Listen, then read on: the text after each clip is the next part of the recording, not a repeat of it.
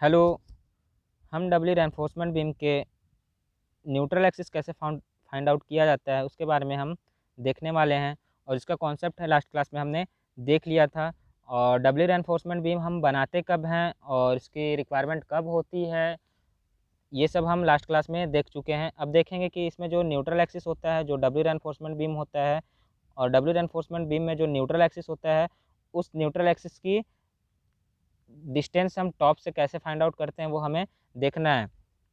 हमारे पास एक सवाल है, सवाल में दिया हुआ है, जो सवाल है सवाल में दिया हुआ है एक आरसीसी बीम दिया हुआ है और आरसीसी बीम के लिए एक डायमेंशंस दिया हुआ है। आरसीसी बीम है, आरसीसी बीम के लिए डायमेंशंस दिया है 200 क्रॉस 400। ओवरऑल ओवरऑल कहने का मतलब ये है कि यहाँ से यहाँ तक की इसने टोटल डेप्थ दी हुई है। टोटल डेप्थ है 400 mm, 400 mm टोटल डेप्थ है 400 mm। रेनफोर्समेंट विथ 4 बार, अब यहाँ से हमें दिख रहा है कि reinforcement with 4 bar and 22 mm bar with centre 30 mm from the bottom edge. अब देखो डबली रेनफोर्समेंट बीम है, डबली रेनफोर्समेंट बीम है, तो यहाँ पे डबली रेनफोर्समेंट बीम है तो बॉटम में भी लगेगा जो हमारा रेनफोर्समेंट है और टॉप में भी लगेगा। तो यहाँ पे ज़रूरी नहीं है कि जिस डायमेंशंस या फिर जिस डायमीटर का बार हम बॉटम में लगा रहे हैं और जितने नंबर्स ऑफ बार हम बॉटम में लगा रहे हैं उतने ही बार हम टॉप में लगाएं, ऐसा कोई ज़रूरी नहीं होता है। ठीक है, इसकी वैल्यू कुछ ज़्यादा होती है और इसकी वैल्यू कम होती है। हम लोग 3 बार, अगर यहाँ पे 6 बार लग रहा है तो यहाँ पे ज़रूरी नहीं है कि 6 बार ही लगे, वहाँ पे 4 बार भी लग सकता है, 2 बार भी लग सकता है। और इसका जो डायामीटर होता है वो ज़रूरी नहीं है कि यहाँ पे जो बार यूज़ कर रहे हैं सेम वही डायामीटर हम टॉप वाले बार में यूज़ करें।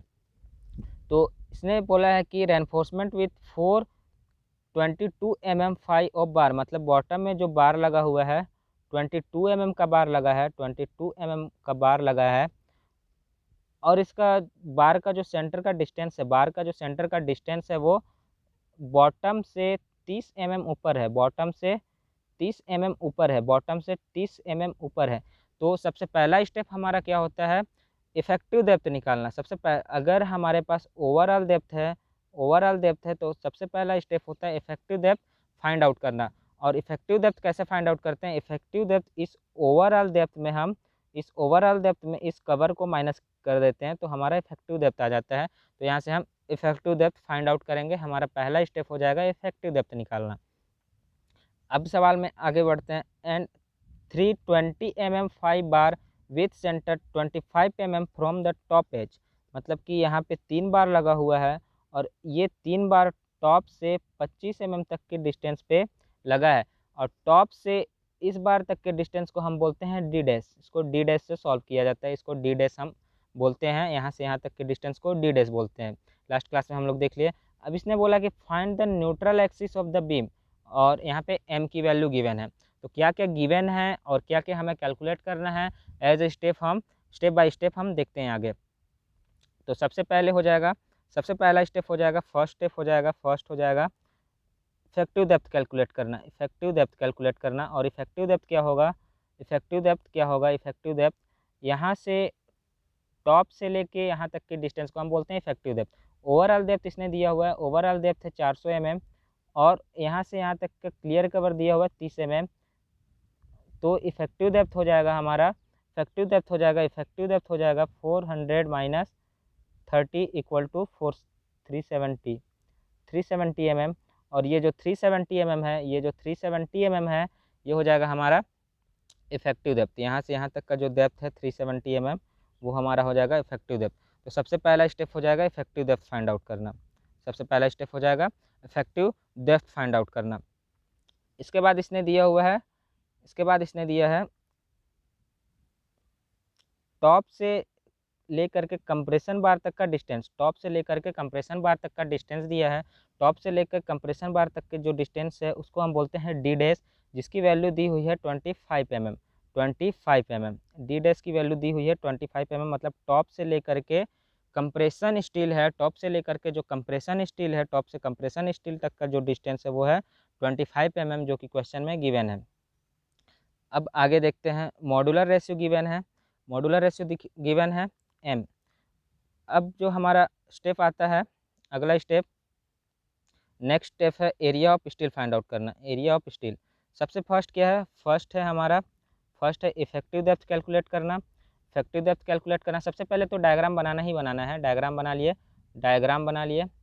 डायग्राम बनाने के बाद सबसे पहला स्टेप होता है हमारा इफेक्टिव डेप्थ फाइंड आउट करना। इफेक्टिव डेप्थ फाइंड आउट कर लिए 370 mm। इसके बाद यहाँ पे दो स्टील हैं, यहाँ पे दो स्टील हैं, टॉप स्टील और बॉटम स्टील। यहाँ पे दो स्टील है, टॉप स्टील और बॉटम स्टील। टॉप स्टील को हम बोलते हैं area of steel in compression, bottom steel को बोलते हैं area of steel in tension, AST, AST और ASC। Area of steel in compression, area of steel in tension. Area of steel in compression, इस बार का डायामीटर दिया हुआ है 20 mm सवाल में, इस बार का डायामीटर दिया हुआ है 20 mm, 20 mm। डी की वैल्यू दी हुई है 20 mm, इस डायमीटर मतलब फाई का वैल्यू दिया हुआ है 20 mm। नंबर ऑफ बार दिया हुआ है, 3 बार लगे हुए हैं, तो इसका एरिया हो जाएगा π/4 × 5² × n। और इसके लिए हो जाएगा, इसके लिए हो जाएगा n, मतलब नीचे वाला जो n है वो 4 है, ऊपर वाला n है वो 3 है, π/4 × 5²। यहाँ पे जो फाई है कंप्रेशन स्टील है, कंप्रेशन स्टील के लिए जो फाई है वो 20 mm है, और टेंशन स्टील के लिए जो फाई है वो 22 mm है। तो यहाँ से हम अगला स्टेप है एरिया ऑफ स्टील फाइंड करना। यहाँ से हमारा जो अगला स्टेप है एरिया ऑफ स्टील फाइंड करना। यहाँ से हम एरिया ऑफ स्टील निकाल लिए, area of steel in compression, area of steel in tension. Numbers दिया हुआ है, यहाँ पे नंबर्स दिया हुआ है, 3 नंबर्स दिया है, और नंबर्स देने के साथ साथ इसके फाई की वैल्यू गिवन है। इसका नंबर्स दिया हुआ है, नंबर्स देने के साथ साथ इसके लिए फाई का वैल्यू गिवन है 20, और जो हमारा एरिया होता है n × π/4 × 5²। यहाँ पे वैल्यू रखेंगे, वैल्यू रखने के बाद area of steel in compression, area of steel in tension. अगला स्टेप है area of steel find out करना। अब area of steel find out कर लिए, area of steel find out करने के बाद हम देखते हैं आगे। अब देखते हैं न्यूट्रल एक्सिस हमें फाइंड आउट करना है। न्यूट्रल एक्सिस हमें फाइंड आउट करना है। न्यूट्रल एक्सिस क्या होगा, सबसे पहले न्यूट्रल एक्सिस के लिए हम डायग्राम बना लेंगे, stress diagram. Stress diagram 1 2 3 steel यहाँ पे लगा है, 1 2 3 4 स्टील यहाँ पे लगा है। इसके लिए स्ट्रेस डायग्राम बनाएंगे, कुछ इस तरह से बनेगा। यहाँ पे स्टील है, यहाँ पे स्टील शो कर दिए। यहाँ से यहाँ तक का जो डिस्टेंस है वो है d', यहाँ से यहाँ तक का जो डिस्टेंस है वो है d', और यहाँ से यहाँ तक का जो डिस्टेंस है हमें फाइंड आउट करना है वो है न्यूट्रल एक्सिस का डिस्टेंस, उसको बोलते हैं x। अब यहाँ से यहाँ तक का जो डिस्टेंस है वो है x - d', x - d'। अब हमारे पास फार्मूला है, हमारे पास फार्मूला है, कैसे निकालते हैं, area, moment area in compression side, moment area in compression side, moment area in compression side equal to moment area in tension side, moment area in tension side. Moment area in compression side and moment area in tension side को हम लोग equate कर देते हैं, और इसके about हम moment calculate करते हैं, और उस मोमेंट के थ्रू हमें न्यूट्रल एक्सिस फाइंड आउट हो जाता है। और वो न्यूट्रल एक्सिस के लिए जो इक्वेशन है वो हम यहाँ पे बता देते हैं। जो इक्वेशन है न्यूट्रल एक्सिस के लिए,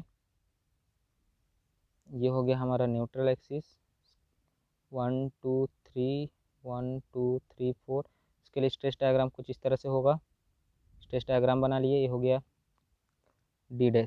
तो कंप्रेशन साइड के इस न्यूट्रल एक्सिस के अबाउट कंप्रेशन साइड का मूवमेंट और टेंशन साइड के मूवमेंट, तो ये हो जाएगा कंप्रेशन साइड का मूवमेंट b × x/2 माइनस, यहाँ पे स्टील कवर हो जा रहा है जिसको हम माइनस करना है, जिसे हमें माइनस करना है, तो ये हो जाएगा ASC,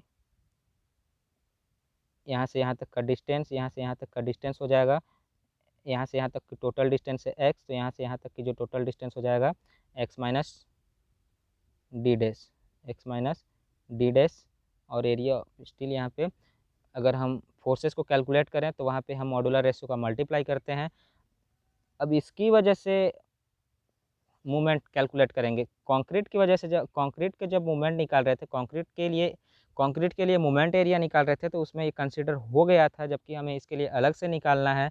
और कोड बुक हमें कहता है कि कंप्रेशन साइड का जो स्टील है, कंप्रेशन साइड का जो स्टील है वो उसके लिए जो एरिया होता है 1.5 times of modular ratio into sigma of CBC होगा, ये हमारा IS कोड बोलता है। तो सबसे पहले इसकी वजह से कैलकुलेट हो गया कंक्रीट की वजह से, और कंक्रीट की वजह से जब हम मोमेंट एरिया कैलकुलेट करते थे तो ये कंसिडर हो गया है, जबकि हमें इसे अलग से कैलकुलेट करना है। तो इसे माइनस करेंगे, इसको माइनस करने के बाद हम कंक्रीट का अलग से मूवमेंट कैलकुलेट करेंगे, कंक्रीट का अलग से मूवमेंट कैलकुलेट करेंगे, तो कंक्रीट का अलग से मूवमेंट कैलकुलेट करेंगे तो वो हो जाएगा कुछ इस तरीके से, plus 1.5 m area of steel in compression x minus D dash is equal to tension side का क्या हो जाएगा, area of steel in tension into m into X minus D. जब ये इक्वेशन है, इस इक्वेशन को अगर आप अच्छे से लिखो, इस इक्वेशन को अगर आप अच्छे से लिखो तो ये इक्वेशन कुछ इस तरह से दिखेगा। इस इक्वेशन को अगर मिला के लिखो, इस इक्वेशन को अगर मिला के लिखो तो कुछ इस तरह से हमें इक्वेशन मिलेगा। अब इस इक्वेशन में हमारा जो बी है, बी की वैल्यू गिवन है जो कि हमारा डबली रेनफोर्समेंट सेक्शन का विड्थ है, एक्स हमें फाइंड आउट करना है, एक्स हमें फाइंड आउट करना है, मॉडुलर रेशियो गिवन है, area of steel in compression find out कर चुके हैं, डी डैश है, डी डैश की वैल्यू है टॉप फाइबर से लेकर के कंप्रेशन स्टील के सेंट्रोइड तक का डिस्टेंस, मॉडुलर रेशियो है area of steel in area of steel tensile steel निकाल लिए, और एरिया ऑफ टेंसाइल स्टील का जो मोमेंट है इसके अबाउट हो जाएगा डी माइनस एक्स। तो ये कैलकुलेट कर लिए, यहाँ पे एक इक्वेशन आएगा, इक्वेशन सॉल्व करेंगे। तो जब ये इक्वेशन सॉल्व करेंगे आप लोग को साइंटिफिक कैलकुलेटर में, तो हमारा जो एक्स का वैल्यू होगा न्यूट्रल एक्सिस वो आ जाएगा कुछ इस तरह से। तो ये है हमारा मेथड जिससे हम न्यूट्रल एक्सिस फाइंड करते हैं।